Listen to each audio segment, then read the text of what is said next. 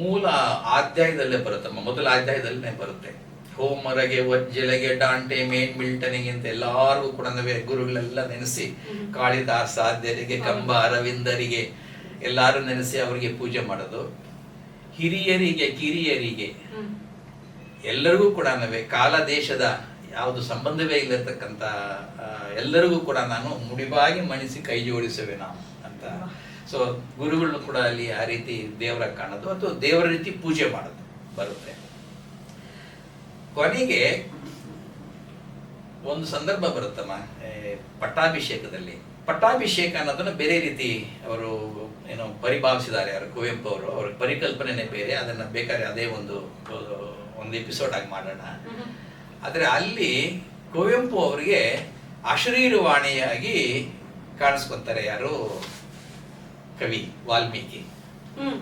ಆದರೆ ಬಹಳ ವಿಚಿತ್ರವಾಗಿದೆ, ಅಲ್ಲಿ ಅಶರೀರವಾಗಿ ಕಾಣಿಸ್ಕೊಂಡು ಒಂದು ಹೇಳ್ತಾರೆ, ನನ್ನ ಬಳಿ ಬಂದ್ರು ನಿರಾಕಾರ ವ್ಯಕ್ತಿಯಂ ಕಂಡೆನಾಮ್ ಅಂತ.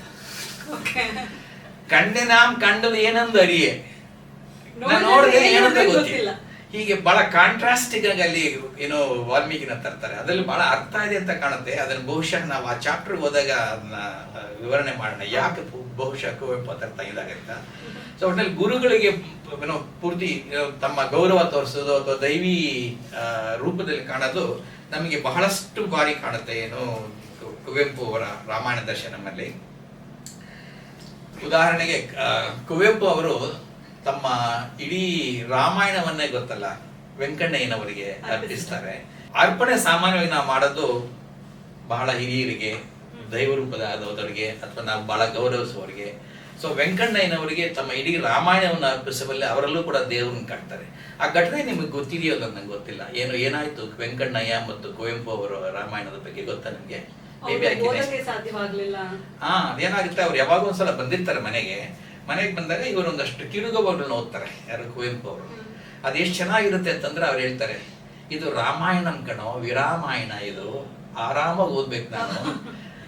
ಕಿರುಗವನಗಳನ್ನು ಓದಿ ಮೆಚ್ಚಿಸಿದ ನನಿತೊರಳೆ ವೈಗ ಆಯ್ತು, ಅಷ್ಟರಲ್ಲಿ ಸಾಯಂಕಾಲ ಆಯ್ತು, ಹೊರಟೋಬೇಕಾಯ್ತು ಅಂತಂದಾಗ ಅವರು ಮತ್ತೊಮ್ಮೆ ಬರುವೆ, ದಿನವೆಲ್ಲ ಓದುವೆಯಂತೆ, ರಾಮಾಯಣಂ ಕಣ ವಿರಾಮಾಯಣಂ ಅಂತ ಹೋಗ್ತಾರೆ.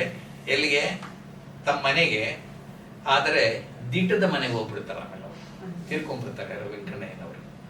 ಅದಕ್ಕೋಸ್ಕರ ಇವರು ಮತ್ತೆ ನನಗೆ ಸಿಗ್ಲೇ ಇಲ್ವಲ್ಲ ಅಂತ ಇಡೀ ರಾಮಾಯಣವನ್ನು ಅವರಿಗೆ ದಾನ ಮಾಡ್ತಾರೆ. ದಾನ ಮಾಡೋದಷ್ಟೆಲ್ಲ, ಈ ಸಂದರ್ಭದಲ್ಲಿ ಯಾಕೆ ಅದನ್ನ ಹೇಳ್ತಿದ್ದೀನಿ ಅಂತ ಹೇಳ್ತಾರೆ.